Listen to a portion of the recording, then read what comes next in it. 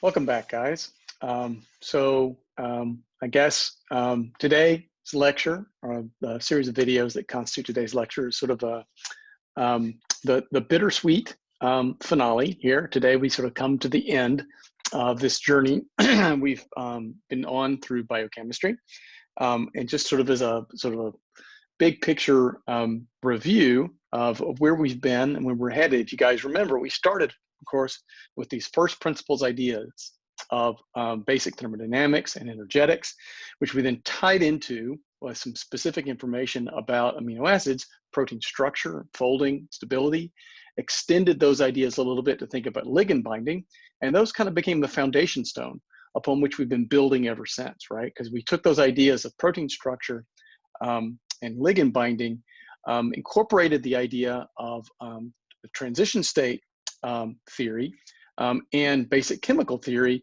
and we get to the idea of understanding how enzymes work, right? We look then at the sort of conditions under which enzymes are well behaved and well studied, sort of easy to get some initial information out of them, steady state kinetics, then extended those ideas into thinking about basic metabolism, specifically how we break down carbohydrates and extract energy in the form of these high potential electrons, and spend a little time looking at how we can use some of that energy to resynthesize carbohydrates when we need to, glucose, right?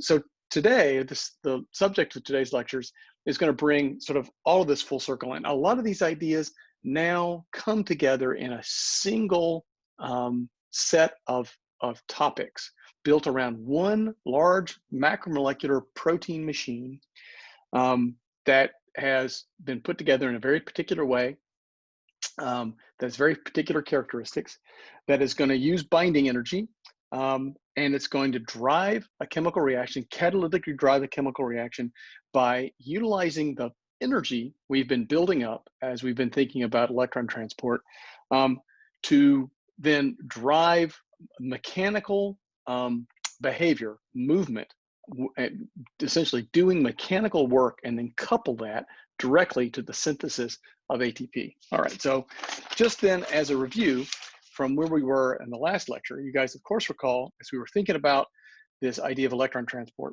right, that we had these large protein complexes embedded in the intermitochondrial membrane, right?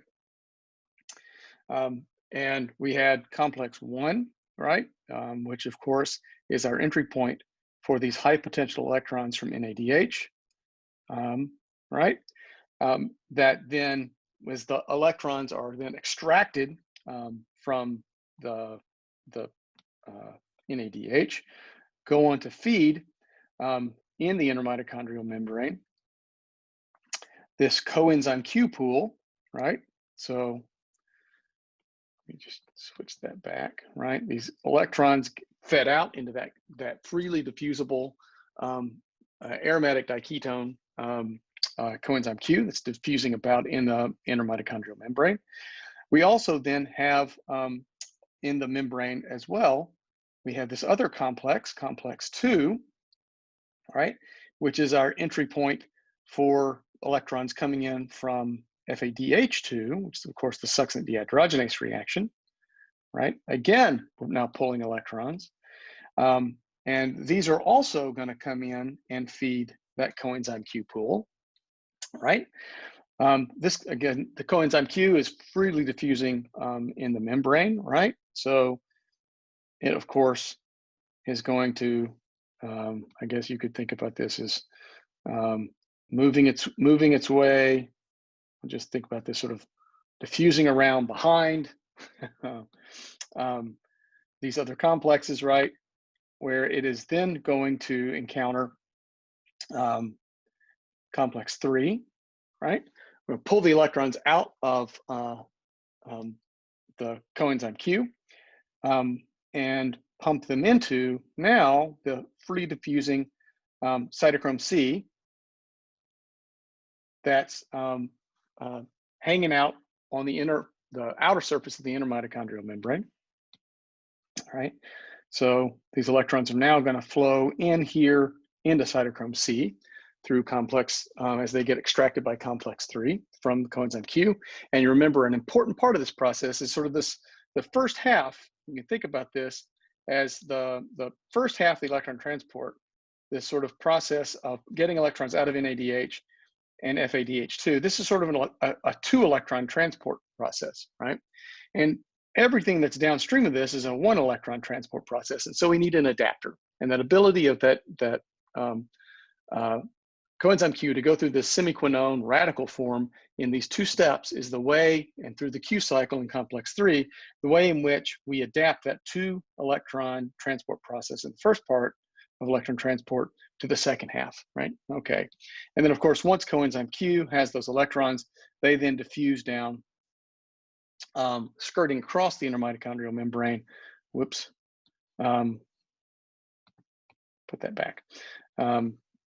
To complex 4, where the electrons then are delivered from cytochrome C into complex 4, where we then have that terminal reaction taking molecular oxygen.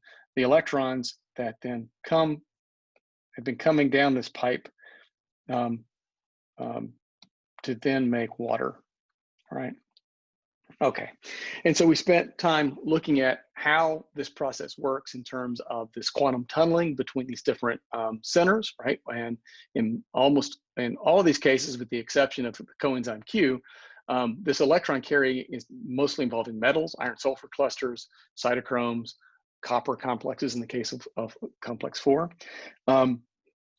And this whole process, as I mentioned more than once, in addition to helping us regenerate these oxidizing pools of FAD and NAD+, serve the other primary process of pumping protons across the intermitochondrial membrane, right, into the intermembrane space, right? And we do this to complex 1, 3, and 4.